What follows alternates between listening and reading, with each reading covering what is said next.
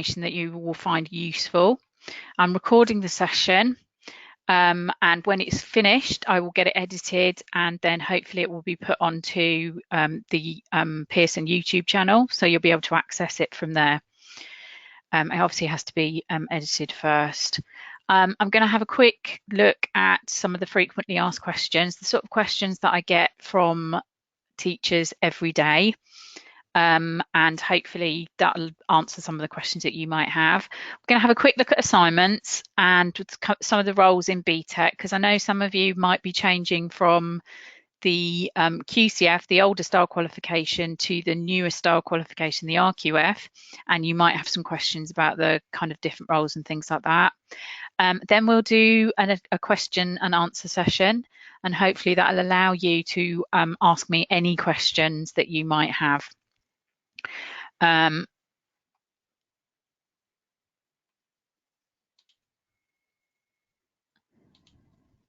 Okay, so I just wanted to quickly go through results, because this is one of the questions that I get asked all the time.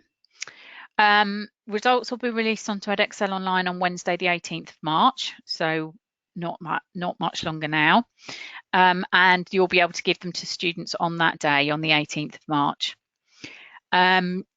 You'll be able to access the students' paper on Edexcel Online on the same day, and you'll be able to use Results Plus as well, and that'll give you a detailed breakdown of your students' performance in all external assessments. And that's a free service that we provide, so make sure you use that. I know lots of teachers have used that in the past and find it really, really useful, and your students can access Results Plus as well and be able to see their papers. We also have Exam Wizard, which is just a thing that I've just thought of in my head. Exam Wizard is a platform where you can write your own exam papers, and you can use past papers, so questions from past papers, and kind of mix and match them to make a paper that your students can sit as a mock paper. You can also add your own questions and things like that. And if you ever can't access the papers on the website because there's some sort of problem or your password is not working, use Exam Wizard, because you'll be able to use that to access any papers that you can't see. I did it the other day for a teacher, and it was a bit of a godsend, because we couldn't find the paper online and we found it on Exam Wizard, so it's there if you need it. Okay, so these are some of the questions that I get asked probably once, maybe twice a day. So I just thought if I go over them with you, it might relieve some of your anxiety and, just make you understand that, we do have questions that lots of teachers ask, so don't feel stupid. Don't feel like you're asking a silly question. So on the website, we have produced some new assignment briefs. So these assignment briefs go alongside the older assignment briefs. So there's usually one for 2016, which was written when the course first started, and there's one for 2018, which are the new ones that were written last year. Now you can use either of those. Both of the briefs that are on the website are authorised by us to use. Now, all I would say to you is, if you're using our briefs and you're not changing anything, you're using them exactly the same, please make sure that you're using the correct case studies with them. So especially for something like Unit 5, the new assignment brief has got some new case studies with it, and the new case studies, the students use 2 case studies as opposed to the older brief where the students use 3 case studies. Now, what I would say to you is, with the new ones, read both through and decide which one meets your students' needs the best, which one you are clear with and which one you understand the best, because, we all work in different ways. Our brains work slightly differently. So it's always a really good idea to read through the brief and make sure that you understand what you're doing. Now, what I would also say is, as a teacher myself, adapt those briefs. So take one of the briefs, have a look at it, see whether you like it, and then perhaps adapt it to your own needs. Now, adapt the format in which the students can hand it in. So if it says that you want to do, they've got to do a seminar and you don't want them to do a seminar and you'd rather they did a report, change the format. If you want to use your own case studies, so you've written some really fantastic case studies, you're really, really pleased with them, your IV likes them, then adapt your brief to reflect that you're using those different case studies. If you are of the one of the group that really liked the old Unit 5 brief, this is not authorised by us, it's not on the authorised list, but you can absolutely still use it. There's nothing wrong with it. There is no problems with it. It's just that some of the wording is quite complicated, so we've written a new one. Now, if you use the old brief, remember you need to be using the old case studies with it, and it says on the brief that the students should be using 3 case studies. So you must change that if you're not going to use 3 case studies. All right. And make sure that if you make any changes, anything that is different, that your brief is checked and carefully IV'd by your IV, because it's at that point that you will pick up any issues that might be with the brief. When I was teaching BTEC, it's one of those things. Your IV is sort of your extra pair of eyes, and it's the things that you miss. You forget to put something in, and the IV will go, oh, I think you need to put something in here. You've forgotten to do that. So just make sure that you're getting everything checked. Again, with the case studies, you can mix and match the case studies, but you need to adapt the brief to reflect that. You can't just use the old case studies with the new brief because it doesn't match. You need to make sure that you're making it match. All right. So just make sure that you're adapting that brief to match it. Okay, so are we using the right combination of units? This is really important. We had last year, I had a centre who I spoke to who were getting close to certification and they realised they were using the wrong units. So it's really, really important that you look in the specification for your size of qualification. So whether that's the extended diploma, the diploma, or a smaller size, and make sure that you read it really carefully and that you're picking the right units. All right, because there is some units that you can't use on smaller size qualifications because they are not part of the optional units. But if you've got any problems with that, please feel free to drop me an email and I can go through it with you, or certainly Nana can go through it with you. Do students have to complete work experience for this qualification? If the students are on the smaller sized qualification, Unit 6, which is work experience in health and social care, is a optional unit. So it's not a unit that you have to complete. Sorry, I'm just going to quickly type something out for somebody.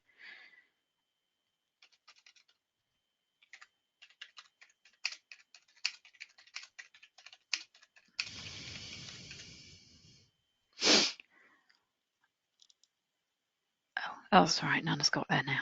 Sorry, brief, just ignore me.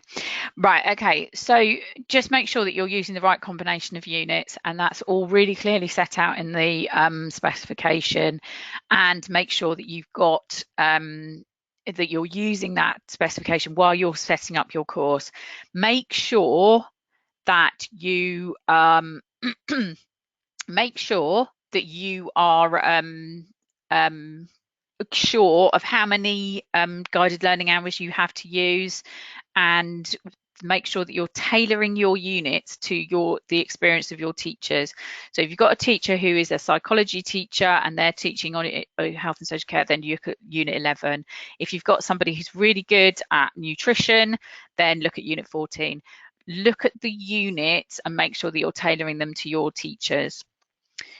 Sorry, we were doing unit work experience, weren't we? God, I've just drifted off. Do students need to complete work experience for the qualification? Unit 6 is an optional unit to an optional unit for the smaller size qualifications. So if you're doing a smaller size qualification, you do not need to complete Unit 6. If you are doing the diploma or the extended diploma, then it's a mandatory unit, and you must complete it to be able to achieve the qualification. Now, for the diploma and the extended diploma, students have to complete 100 hours of work experience. We've updated the personal evidence portfolio, the PET book or the log book or whatever you want to call it, and it is now uploaded onto the website. You can use it. I've got it changed. I've managed to get it into a Word document because it was a PDF that you couldn't edit. So I've managed to get that changed to a Word document for you. Now we've updated it. Now it hasn't, the criteria for Unit 6 has not changed. The only thing that we've updated in the PET booklet is some of the wording, because the wording was a bit convoluted and complicated. And it's just basically basic wording. There's nothing massive, no massive changes in that. What we've also done is we've extended the list of placements that students could that students can go to. So we've given you some more ideas, and we've really looked at and concentrated on things like perhaps charities, getting students to go to Riding with the Disabled, or perhaps going to Age UK or something like that, where they can complete their work experience. I know it's difficult to get work experience hours for your students. I know how hard it is. You know, we had, at the college where I used to work, we had a dedicated placement officer who just used to spend her entire day phoning round trying to get people to accept our students. And if you are in an area where there is a big university, then obviously that's difficult, because the social work students have to go somewhere, the nursing students have to go somewhere, and all sorts. So it can be quite difficult to find placements. Keep plugging away at it. You will find something in the end, I promise. And just keep contacting things that might be slightly out of the ordinary. We also have one centre who are going out to council offices and working with people who are homeless, and students who are working with the homeless to help them find home places and things like that. As long as they're not going into places and just doing filing, or you know, they're getting a really positive experience and they're having some kind of connection with people, then you know, then it may well be that work placement setting is a good placement. How many external assessments are there? So there's 4 in total, and not all 4 need to be completed for all size qualifications. All 4 need to be completed for the extended diploma and the extended diploma in health and social care and health studies. All 4 need to be completed for those, but the smaller size qualifications, they don't. So it's Unit 1, which is human lifespan growth something. Unit 2, which is working in health and social care. Unit 3, which is anatomy and physiology, and Unit 4, which is the research unit. Just think about how you're going to plan your course around those. Now, students, we've just had confirmation from the DfE that the 3 sittings, so the original resit plus the original sitting plus 2 resits, is going to carry on for the nationals. So your students get 3 sittings. So just make sure that you're planning your course to allow the students to have the best experience about being able to do those 3 sittings if they need them. I know some centres are only giving their students 2 sittings, so and a third sort of as a last resort. So you know, plan your course accordingly, and you know, jump up and down, and don't let your SLT bully you into putting them in January when they only started in September, because you know, the chances are, if they're doing, you know, 4 exams at that point, it's going to be really hard for them to pass them, and they won't have had all the teaching. Right, okay, so I just wanted to quickly rattle through some of the assignment information because this is some of the stuff that people ask me quite often. Um, if you need specific help with content and there's a criteria that you're finding really difficult, please feel free to drop me an email. And if I can't answer it, because I try to know everything about everything, but I don't always, then I can send it on to our Ask the Expert team. And Heather, who's our Ask the Expert, is a lead standards verifier, and she's worked on the specification, so she's got really good knowledge, and she's very happy to answer any really specific questions that you have, and the sort of questions that I want to make sure that you get the right answer, so I don't always want to answer those questions. All units have got a number of summative assignments. So you look in the essential information for assignments in the specification, and it will show you which learning aims need to be grouped together and how many tasks you can separate them into. Now, most units can either be separated into kind of 2 or 3 tasks. Now, that is our recommendation, and you cannot separate them into more than that. You must only separate them into the amount that we've said. So that's really, really important. But that's all set out in the specification. And if you check the authorised assignment briefs, even if you're not going to use them, it's good to check them because you can just look at the kind of the way that it's all set out and how many tasks and things like that. The format is really important. Increasingly, we have questions about how can I get my students to complete things? I've got so much marking, I don't know what to do. I'm drowning in large assignments for Unit 5, and things like that. So just be really, really aware that you can change the format for what you're expecting your students to hand it in. And you can look at being quite creative about what sort of formats you use. Oh, did I go too far? No. Okay, so students love something a bit different, and we're trying to encourage you to reduce your marking load and try and make it a bit more interesting for students. It's really, really difficult. And as a teacher myself, I know how hard it is to come up with ideas that students are interested in and mean that you doesn't make you a massive pile of marking. Always good one to think about is presentations. Might take you a bit less marking, and you can complete an observation form. However, I'm aware that there is timing issues with that. You know, it takes a long time to present to the class. If your students are presenting, you know, it might take you 3 or 4 lessons to get all the presentations completed, and students get a bit bored of them and they don't sit still and they start, you know, being unpleasant to each other. So, you know, think of other ways that you could do it. Perhaps you could get them to record themselves on their mobile phones. Perhaps you could get themselves to produce something like this, like a webinar, and something like that. So it's more about you watching them present something rather than them having to present something in front of the class. In-depth poster boards. It's one of the ones that we used to do for anatomy and physiology, because that can be quite a heavy, hard work topic.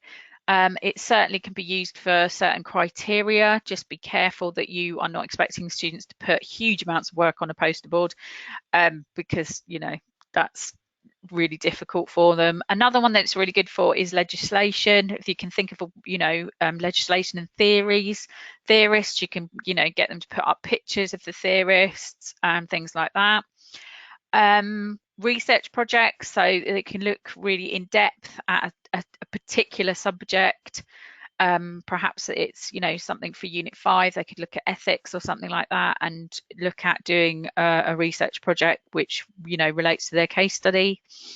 Role plays and observation of practice, that can be really good.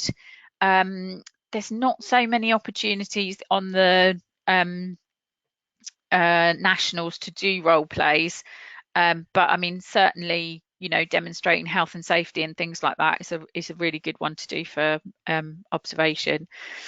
So just look at them and just be more aware of like the higher level. So your merits and distinctions, some of those are going to be quite difficult to do without a written piece. So think about ways of doing things. It's always really hard. As a teacher, it's the most hard thing. Okay, so I just wanted to quickly skip through some of the roles that we have. As a BTEC centre, you need to have a quality nominee. The quality nominee is the representative for BTEC for your whole centre, and they are responsible for coordinating all the quality assurance at centre level. So they're usually somebody who's got quite a good knowledge of BTEC. So find out who your quality nominee is, because they're likely to be quite useful. They will also be contacted by people like the SV and the lead SV. So if there's any information, they should be feeding it down to you. So on the course, you also need to have a lead IV. So that is the person who is responsible for that course. They're responsible for organising that everybody has completed an assignment brief and that it's been checked and IV'd. They will complete the assessment plan with all the dates on, your hand out, your hand in, your resubmission dates and things like that. They'll also organise the SV sample and they will send that off if it's a postal sample, or get ready for the visit if it's a visit. And just make sure that they are doing all those things. They need to do standardisation with you as well at the beginning of the year, and at any time during the course if they feel that the standards need to be checked. IVs can support the assessors with marking and the completion of standards verification material. Works with the lead IV to give resubmissions. So you as the assessor, or it might be that you're the lead IV and an IV, you as the assessor teach the content of the course, mark the student's work. Then when you've marked the student's work, you give it to a sample to your IV, and your IV will check over that marking. They're not checking whether or not the content is there. They're usually just checking processes and just making sure that all the criteria have been met. And then and as the assessor, you will be also completing the assignment brief for the unit of whatever you're teaching. So if it's unit 5 or 6 or whatever. And that's basically the roles. Okay, so there's a number of ways that you can contact me. We have a communities page, which I know some of you are already members of, and you can ask questions to me, and I look at that. As soon as a question comes through, it pings me and I will go in and look at those questions. Or you can ask other teachers. You can use it kind of as a forum and ask other teachers if they're prepared to share best practice with you, if they've got any ideas for work placements, if they've got any ideas of formats that they're finding really good and the students really love. You can ask all of those on the communities, and I'll show you that in a minute. I also produce a monthly update, and that usually has information about, general information about health and social care and childcare. It has things like courses that are being withdrawn. It has hopefully interesting dates, useful dates, and anything like that. Any changes to qualifications and things like that will be communicated through that. We also have communications that we send generally, and they will go to usually your exams officer and your quality nominee, and they should be cascading that information to you. So make sure that you get all the information that they are sending out. You can also use the Contact Us portal, and that's the new way that you contact us. We're being encouraged to move away from using the email boxes, and you should be contacting us through the portal. It's much more transparent, and if you contact us through there, you'll get a case number, and that case number allows you to check to see how long it's been, if there's any kind of updates on that. And it also means that you'll get a reply within, you should have a reply within 2 days, and that will either come through me or through Nana. You can also phone the Health and Social Care line, which is 03444 632 816, and sometimes I'm there, and sometimes Nana's there, and sometimes Nana will put you through to me. So it just depends. So jot that number down. That's a really important number, and that if you dial that directly, and you should get straight through to somebody who will be able to help you with health and social care inquiries. Right, I'm just going to have a quick drink, and then I'm going to ask if you've got any questions. Now, I'm aware that you've probably all got questions, so if you can just bear with while we answer them as best we can, all right? Go for it. Ask your questions into the chat box, please.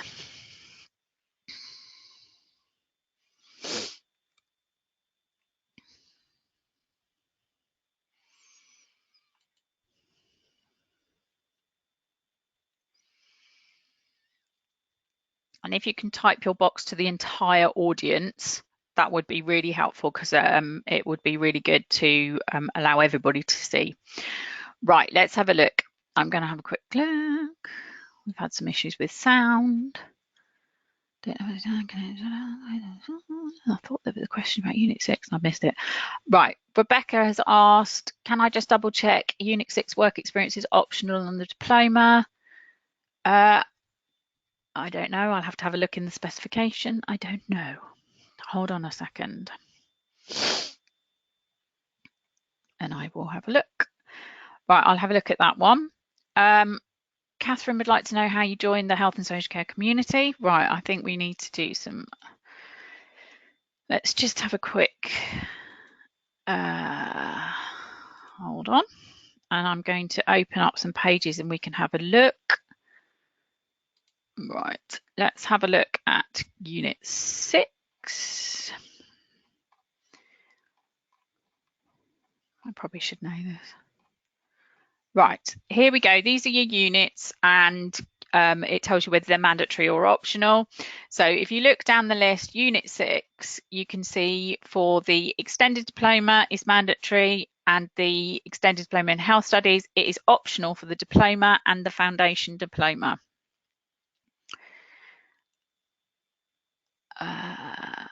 Right, here we go. Right, how do I join the health and social care community? Right, let's show you how you join the health and social care community.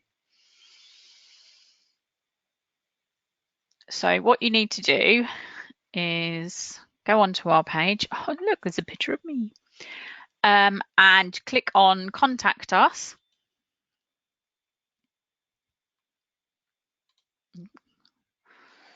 And if you go through this portal as a teacher,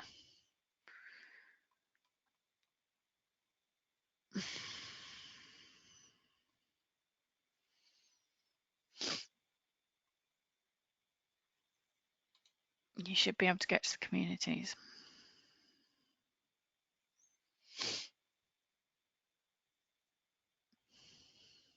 That's it. And you should be able to get to the communities that way.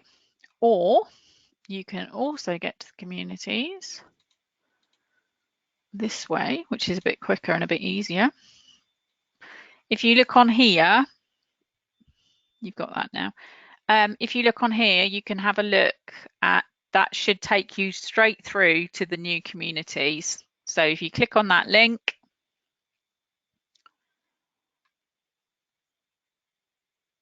and that'll take you straight through to the health and social care communities.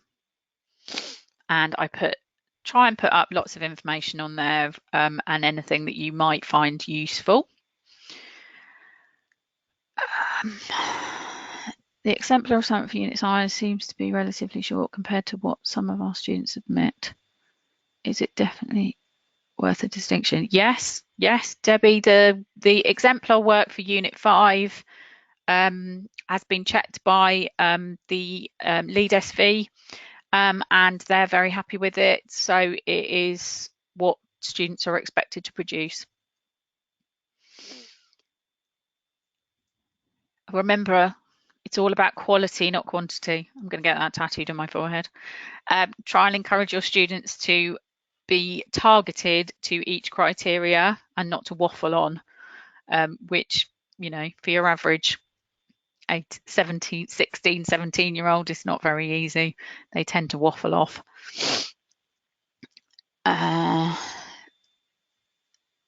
Right, Nosheen, where do you access exemplar work? So we only have exemplar work for the external units, so 1, 2, 3 and 4, and we also have some exemplar work for unit 5, as it's the synoptic unit that is across all units. If I show you on here, because it is quite difficult to find. Right, we go back to the qualification page. If we click on the blue band down here that says BTEC Nationals, and obviously click Health and Social Care, 2016, and that takes you to the subject page, the qualification page. If you click on course materials,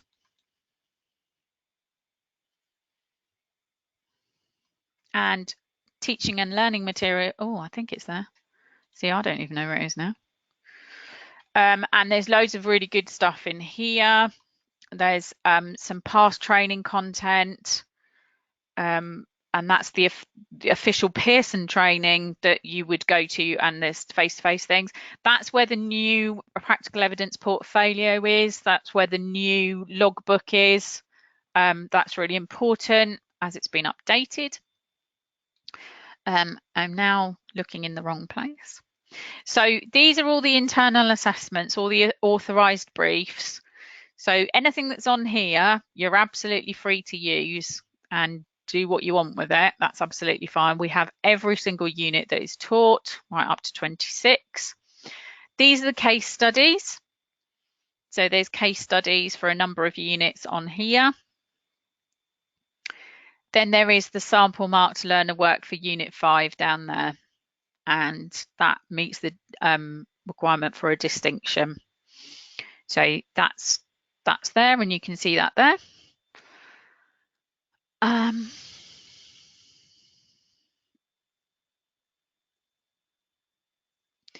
Catherine's asking if it's fine to add pages into the Unit 6 PEP booklet. Yes, it's absolutely fine. You can put, students can add as many words as they need to into those boxes. They should be expandable boxes on the Word document.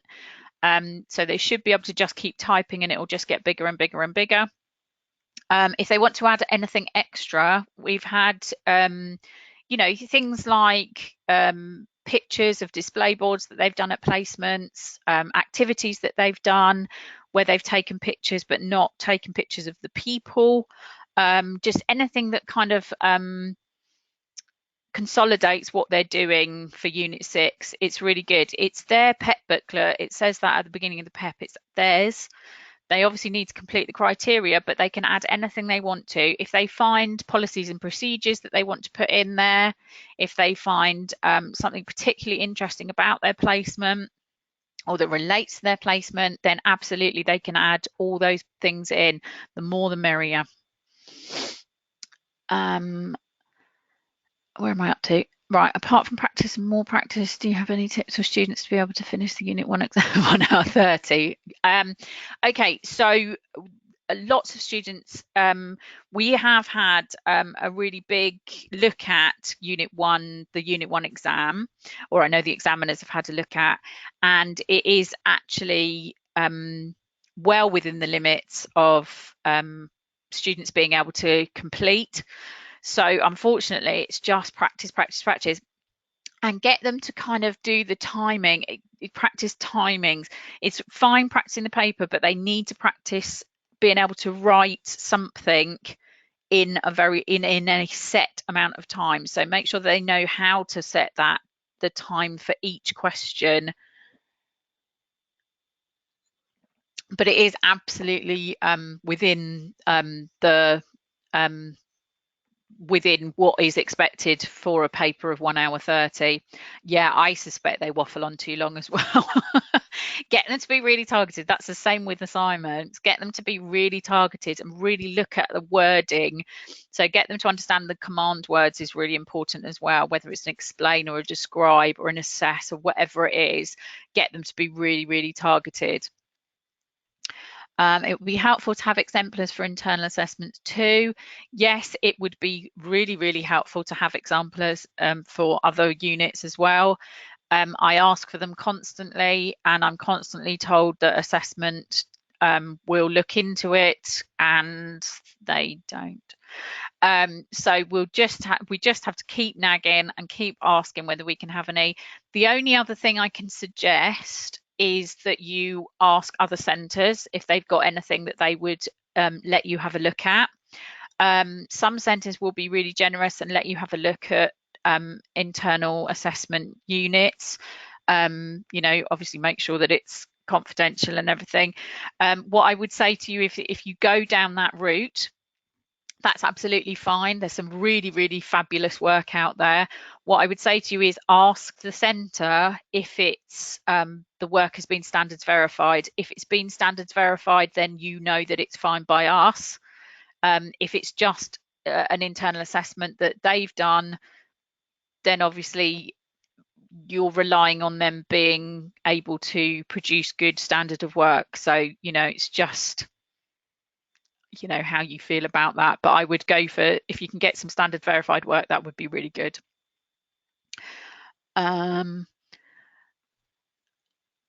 They've written the PEP as they've done some in their settings. Oh, handwritten the PEP. No, that's absolutely fine. Handwrite if they need to. Yeah, that's fine. No problem at all. Don't worry. We don't, especially in things like the PEP, we don't expect them to have, typed up everything. That's fine. Absolutely fine. Don't worry about that, Catherine. That's no problem. As long as you can read it.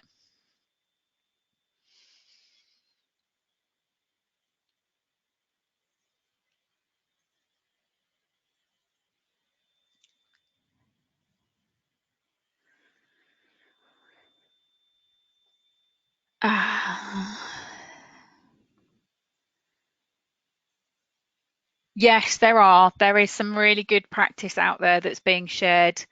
I think, Debbie, what you're talking about with the Facebook page that's the Facebook page that I'm not part of. We do have a Facebook group that is getting bigger, and that people are beginning to share information.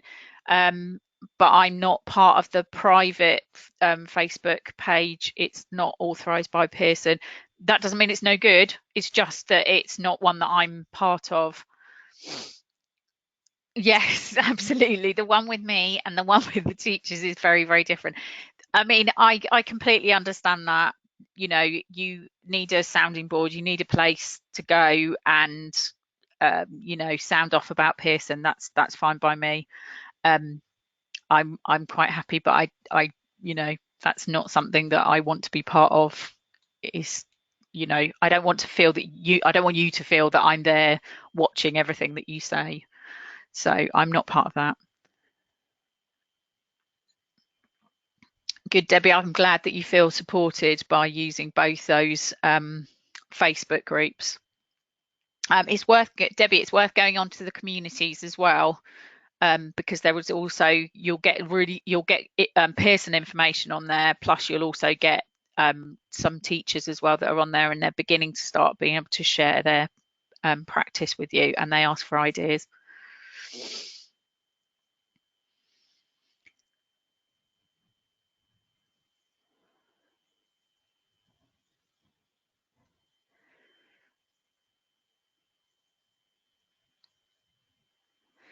Any other questions?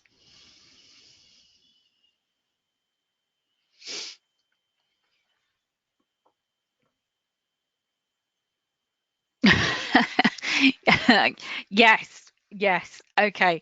So yeah, I'm hoping I keep asking. Somebody has already asked that question, but as you won't hear, it's fine. It's not a problem.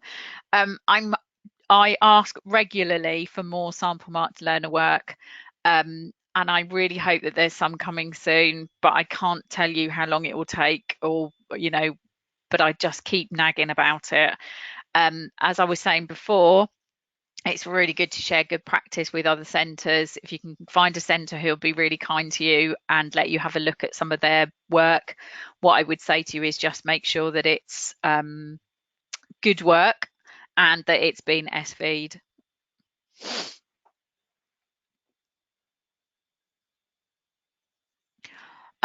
Yes, they can, but only for 20% of their hours. So if your students have completed the extended diploma, then they can only use 20 hours in a primary school or a nursery. Now, that's really because it's not a health and social care setting, it's an educational setting. So we expect our health and social care students to go to health and social care settings. And I know how hard that can be. You can have students working with pupils with additional needs. It's very difficult because it would have to be additional needs, and usually we expect them to be working in a special educational needs school, but they can work with students with additional needs and complete their hours. What I would say to you is it's a bit of a grey area, and you just need to be careful and make sure that the students are actually working with students with profound additional needs, which we would see as health and social care rather than education. To catch this on for Unit 1 and Unit 2 external exams, does it help if students refer to the names and the actual situations of... Yes. It doesn't help if they put their names in, but it does. What Debbie's asking, because I'm not sure you can all see that question, Debbie says, to access the higher marks for Unit 1 and 2 external exams, does it help if students refer to the names and the actual situations of the scenario people? Yes, it does help if they refer to the scenario, because it shows that the students are applying their knowledge to the scenario. What we're looking for is application of knowledge. So we're looking that you've taught them everything, but they can then apply that knowledge. I wouldn't worry too much about names. If they forget to put the name in, don't worry. But it will look good if they're referring to the scenario.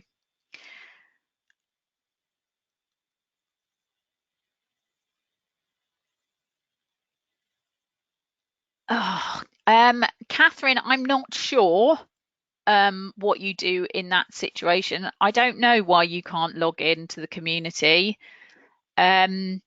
It shouldn't be a problem. It might be worth talking to your exams officer to check your Edexcel login, but you should be able to just get through. If you can get into the locked papers, then you should be able to get through to the communities.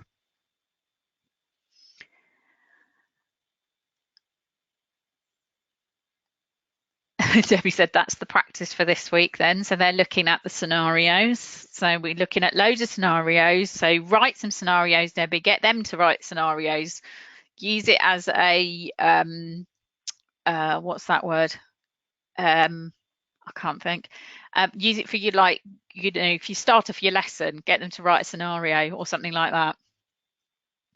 I've got them to write scenarios. They were fantastic. Yeah, they're really good at it. I don't understand why they're so good at it. They're actually better than we are at writing scenarios. But they've got such good imagination, I think that's what it is. So keep going with those.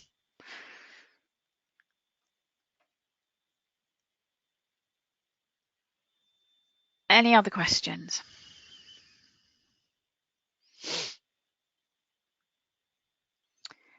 The units that are not in the textbook, is there any plans for any updates or new versions? I don't know. I'm not part of the publishing team. It's worth contacting the publishing team and asking them if you want to. I would suspect that there isn't any updates due at this time. The books are only a couple of years old, so nothing spec-wise has changed in that time. So the books are still relevant. Remember, the textbooks are fine, but they're not updated as often as the specification is, so just use them with caution and make sure that you're using the specification as your Bible and the textbook as support for that.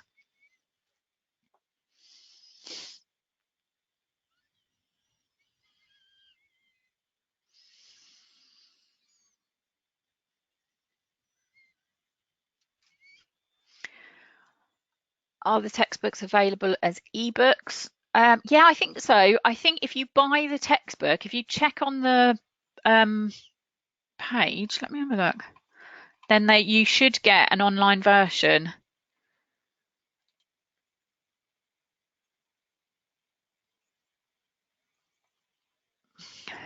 Yeah. So this gives you access to the active book version of the student book. So that's the online version as far as I'm aware. But it's a slightly different team to us. We endorse the textbooks. We say that yes, they contain the right information, but they are produced by different people, and it's worth looking at other publishers as well. If you type the title of the unit into Google, most units come up. Cool, that's good.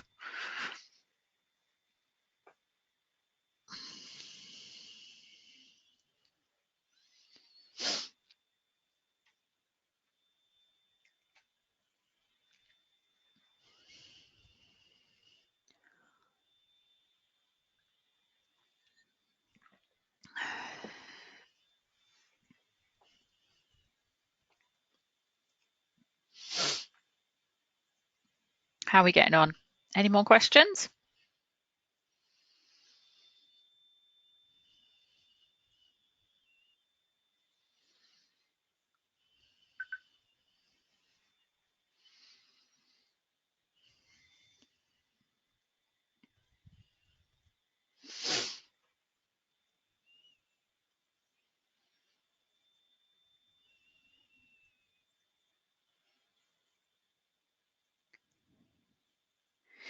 Uh, Debbie's asking if she can have a copy of the presentation, the slides. Yes, absolutely, you can.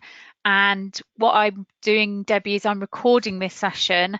So when it's been edited, it will get published onto the YouTube channel, so that you can access it on there as well.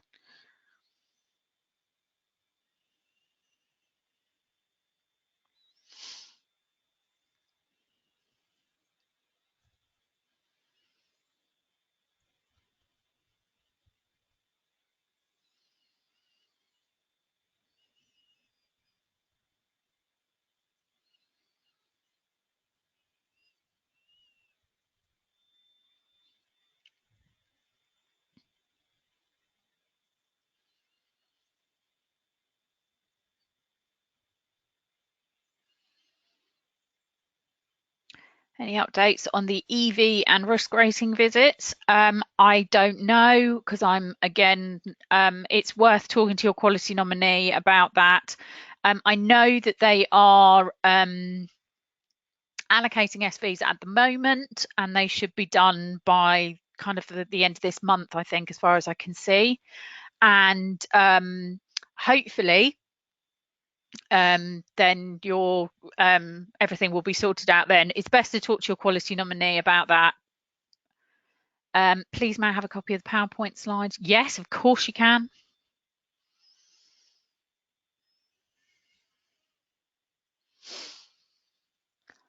I'm a quality nominee and have been told that they should start coming out by the 24th of February. Oh, thank you, Debbie. Useful information from quality nominees.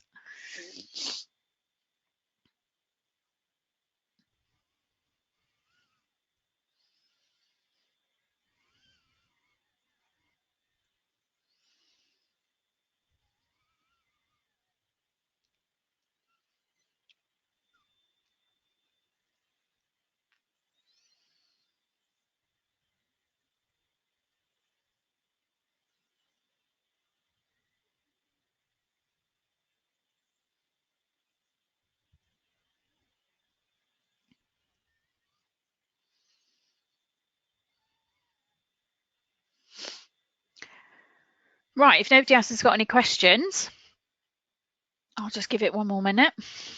I'll close the session. Will there be any face-to-face training on the exam units? There should be more face-to-face training by the training team. They should do it for the next few. Put some up on the next few weeks. Please keep checking the website. If you go back to that page with my face on it, if you look up here, you'll be able to see where the live events are and where the training events are. So hopefully there will be some more face-to-face training by the training team soon.